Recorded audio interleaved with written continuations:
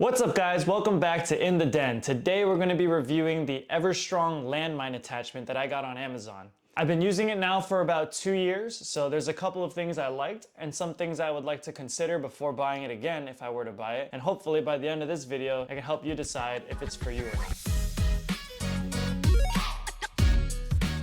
So before we continue, some of the links down below are Amazon affiliate links. This means that when you click on them and you make a purchase, even if it's not the product I'm reviewing, I may earn a small commission at no extra cost to you. This helps support the channel so I can keep creating more and more videos like this and hopefully for you to watch. Thank you so much for your support again, and let's get back to the video. So coming right out of the box, there isn't a whole lot to it, but it is surprisingly very heavy. I was worried that if I bought something like this on Amazon that it'd be really cheap, but it's about 5 or 6 pounds, so that was a pretty good side for me.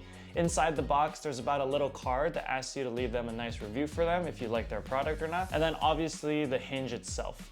So on first feel, the attachment feels very sturdy. It's just like my other attachments, my Rogue squat rack. It feels like the Matador dip bar or the pull-up bar. The material feels roughly the same. The description says it's made out of alloy steel and that the max capacity is about 225 pounds. Now, if you're buying it and you're looking at this like me, you're most likely just a casual lifter, so the weight capacity shouldn't really matter. And you can do probably most exercises with it without this kind of issue. Now, this attachment is made for 2-inch hole inserts, so it can fit most cast iron plates and most weighted plates like bumper plates or Olympic style plates. Now at the end of the little hinge, it comes with this little screw that if you put your barbell into the socket, you can turn the screw all the way so that it locks the barbell in place. So if you're doing exercises where you're tossing the barbell around, or if you're doing things like jumping, lunge jumps or presses, the barbell won't move and then you can have it safely secured into the socket.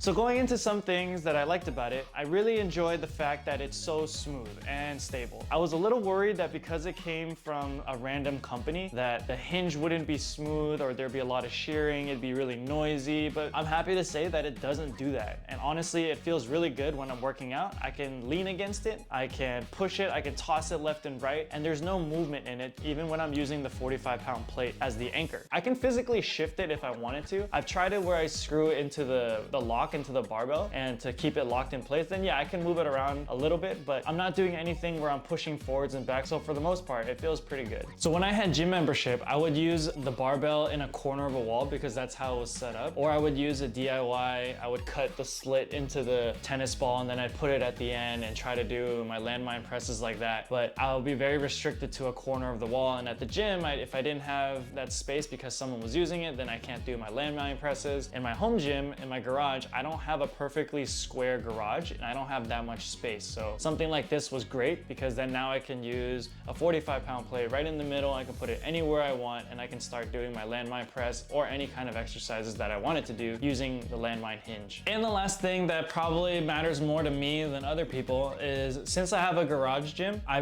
bring my car in from time to time. So I need things that are either foldable, compactable, and very easily storable. And this does just that. It's small, it's compact, and it leaves a really small footprint. When I'm finished, I can put it right under my squat rack and it doesn't get in the way of anything. It's also small enough and portable, so if I wanted to give somebody to borrow it, they can easily take it away and I can easily get it back. It's not clunky because it's long and cylindrical, so it fits with most organization and in storage. So big thing I've learned after having a home gym is that if something makes it a little bit inconvenient for me to do my exercises, I'm probably not gonna do it again, or I'm less likely to do it because one, it's a lot of setup or it takes a lot to disassemble. Now with this, because it's so small, I can literally just put it right into the plate and then put the barbell in and I'm good to go. When I'm done, I put everything back and I can just take it out of the weight and put it under my shelf and it's out of sight, out of mind. Now moving on to some things to consider, it's not that these are bad, it's just something that you're going to experience maybe when you're using it and you're gonna notice when you come across these things. The first one is that you have to use one of your weighted plates as an anchor. Now if you're like me, I only have a 315-pound set of weights, which includes a 45, 35, 25, 15, and 10.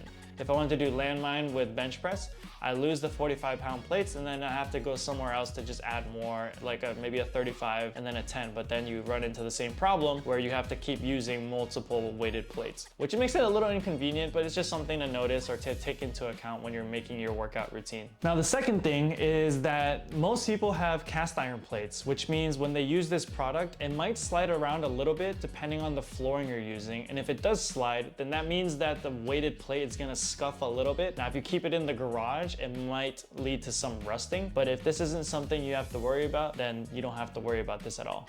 Now, the last thing you should consider is putting the barbell into the anchor. When you use the screw, if you screw it on a little bit too tight, I can see it damaging the barbell and leading to some rusting, but most likely you won't be screwing that hard anyways, so I don't see this being much of an issue. Overall, I'm very happy with what I got. I can't really complain because it feels legit. It doesn't feel like it's flimsy or it's gonna break on me if after a couple of uses. It's been 2 years, so nothing's really happened to it, and I use it pretty consistently. The only downside I would see is for people who are very particular about their barbells is the piece that locks the barbell in place can scuff up the knurling or damage the barbell. But for me, it doesn't really matter. And most likely for you, it won't matter if you're watching this video. You're essentially getting what you pay for $30 or $40. There are some cheaper options out there that are maybe $10, $15 cheaper. But for me, I wanted to have the barbell in place since I'm working out by myself and I wanted safety first.